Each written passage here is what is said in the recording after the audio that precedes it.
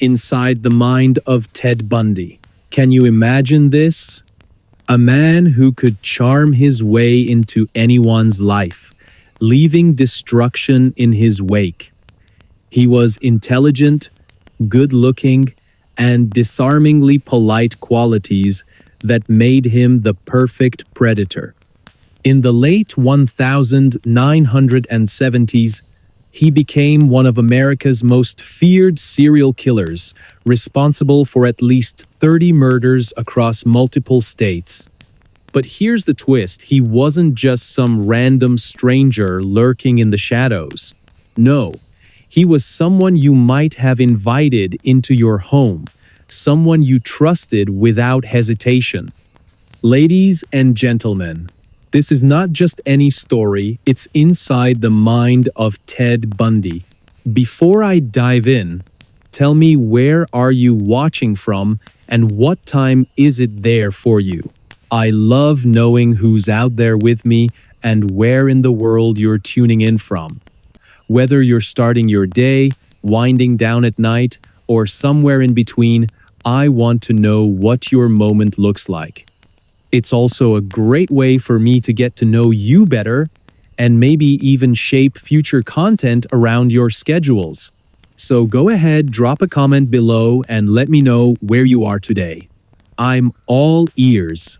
Let's rewind to Seattle in the early 1970s, a city buzzing with promise, yet unaware of the darkness brewing beneath its surface. This is where our story begins. In a quiet suburb surrounded by towering evergreens and misty skies. Picture a young man named Ted, seemingly ordinary but hiding a sinister side no one could have imagined. To his neighbors, he was friendly, always ready with a smile and a helping hand. But behind closed doors, his mind was consumed by an insatiable hunger for power, control, and violence. Ted grew up in a modest household, raised primarily by his mother after his parents split when he was still a child. From the outside, his childhood appeared unremarkable, though whispers of instability lingered among those who knew him well. As a teenager, he struggled socially, often retreating into books about psychology and criminology. Little did anyone know, these interests would later fuel his transformation into one of history's most notorious figures. By the time he reached adulthood, Ted had mastered the art of deception, becoming a master manipulator capable of charming anyone he met. In 1974, the first signs of trouble emerged. Young women began disappearing across Washington state, their fates unknown until their bodies were found dumped in remote locations. Each victim shared striking similarities: beautiful, blonde, and vibrant, all lured under false pretenses by a man who seemed too kind to be dangerous. At first, law enforcement dismissed the cases as isolated incidents, but as more victims vanished, patterns began to emerge. A chilling realization settled over the community. They were dealing with a predator unlike anything they'd seen before. As investigators dug deeper, they uncovered disturbing details about Ted's methods. He used disguises, impersonating authority figures like police officers or park rangers to gain trust. Once close enough, he struck swiftly, using brute force or cunning tricks to overpower his victims. What made him truly terrifying wasn't just his brutality, it was his ability to blend seamlessly into society. Between crimes, Ted lived a double life, working as a legal assistant and volunteering for political campaigns. He was the last person anyone suspected. But then came the breakthrough. On February 9, 1978, Carol Daronch narrowly escaped death after being abducted by Ted. Her harrowing account provided police with crucial evidence, including descriptions of his car and behavior during the attack. Despite her bravery, proving Ted's guilt proved nearly impossible. His charm worked wonders in court, convincing many jurors of his innocence. It wasn't until years later, when confronted with overwhelming evidence, that Ted finally confessed to his crimes. But even then, questions remained unanswered. The real shock came when psychologists began studying Ted's psyche. They discovered a man driven by deep-seated insecurities, masked by arrogance and charisma. During interviews conducted while awaiting execution, Ted revealed his fascination with domination and control. One exchange stands out. When asked why he targeted young women, he replied calmly, "Because they represented purity and innocence, qualities I wanted to destroy." These words sent chills through everyone who heard them, revealing the cold calculation behind his actions. Fast forward to 2005, and forensic psychologist Emily Carter finds herself drawn into Ted's world. While researching archives at the University of Washington, she stumbles upon previously unpublished letters written by Ted himself. The pages are filled with cryptic musings and eerie insights, offering a rare glimpse into the mind of a monster. How does someone so charming become capable of such atrocities? Emily wonders aloud during her first visit to the archive. This question sets her on a decade-long quest to unravel the mysteries surrounding Bundy's motivations. By 2010, advancements in DNA technology offer new tools for analyzing evidence collected decades earlier. Investigators revisit old crime scenes, hoping modern techniques will uncover leads missed during the original investigation. One breakthrough involves matching genetic material found on a cigarette butt at one of Ted's suspected crime scenes to his profile.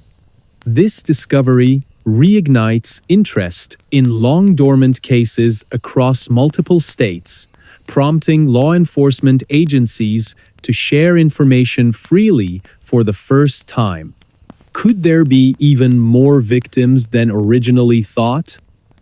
Detective Mark Thompson asks during a press conference, his voice heavy with both hope and dread. Meanwhile, Emily delves deeper into Bundy's psychological makeup. She studies interviews conducted with him by renowned criminologists during his imprisonment, piecing together fragments of information to form a clearer picture of the man or monster behind the mask. A particularly haunting exchange stands out. When asked about his feelings toward his victims, Ted described killing as a game, explaining, "You either win or lose." These words shake Emily to her core, making her question whether true understanding of such evil is even possible. Years pass, and the case continues to evolve. In 2016, a former cellmate of Ted's comes forward with disturbing claims about conversations they had in prison. According to this witness, Ted confessed to additional murders not included in official records, detailing specific techniques he used to manipulate people. He didn't seem remorseful, the witness recalls. It was like he was just discussing business strategies. This testimony prompts renewed scrutiny of several missing persons cases throughout the United States, focusing especially on areas where Ted traveled extensively but left little direct evidence behind. In 2018, investigators identify potential burial sites near Interstate 80 in Wyoming based on geographical profiling combined with clues provided by Ted himself through archived letters. Excavations commence under heavy media coverage, generating anticipation and anxiety among residents whose loved ones disappeared without explanation.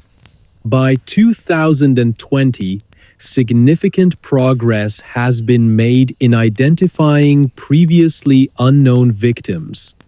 Forensic anthropologists analyze remains recovered from remote locations, bringing closure to grieving families, while simultaneously deepening society's collective unease about the extent of Ted's crimes. Public forums emerge online, allowing descendants of victims to share stories and support one another in ways unimaginable during Ted's active years. Through these discussions, a pattern emerges. Each victim was carefully chosen. Their lives ended not out of hatred, but because they fit a specific mold in Ted's twisted fantasy. For every answer uncovered, new mysteries arise. What exactly caused Ted Bundy to become who he was? Was it nature or nurture, or something far darker? Now let's fast forward to 2023, where advancements in artificial intelligence offer unprecedented opportunities to analyze large datasets related to Bundy's case. A program developed by Brian Carter sifts through thousands of pages of archived material, flagging patterns previously overlooked by human eyes. His findings suggest possible ties between Bundy's actions and broader criminal networks operating throughout the Pacific Northwest during the 1970s. Are we looking at isolated incidents or part of something larger? Brian asks during a live session, drawing nods of agreement from participants. The atmosphere shifts dramatically as public interest in Bundy's case grows once again. Social media platforms buzz with theories, some credible, others far-fetched, yet all contributing to a global conversation about justice and accountability. Families affected by similar losses gather annually to honor their loved ones, finding solace in shared memories and unwavering determination. "We won't stop fighting," says Linda Hayes during a memorial service held near Seattle. Her voice cracks with emotion, underscoring the personal stakes involved. And here's the twist. Despite everything we've learned, fundamental questions remain unanswered. Did Ted act alone, or were others involved in his rampage? Could his crimes have inspired copycats still operating today? These queries weigh heavily over the conclusion of our narrative, reminding us that while much has been learned since Bundy's time, much remains mysterious. For every answer uncovered, new questions arise. As Emily puts it poignantly during a final interview, we may never fully understand Ted Bundy or anyone like him, but understanding ourselves better might help stop others from following in his footsteps. So, as we close this chapter of exploration into one man's descent into madness, let us consider what lessons it holds for humanity moving forward. Because only by confronting our darkest fears can we hope to illuminate paths toward light and redemption. Or will the shadows always hold sway, reminding us of the limits of human understanding? What do you think happened to the victims whose stories remain untold? Let me know in the comments below. Did Ted operate alone, or was he part of something bigger? Your input matters, and it shapes the stories I share next. So go ahead, type it out, and hit send. I'll see you there.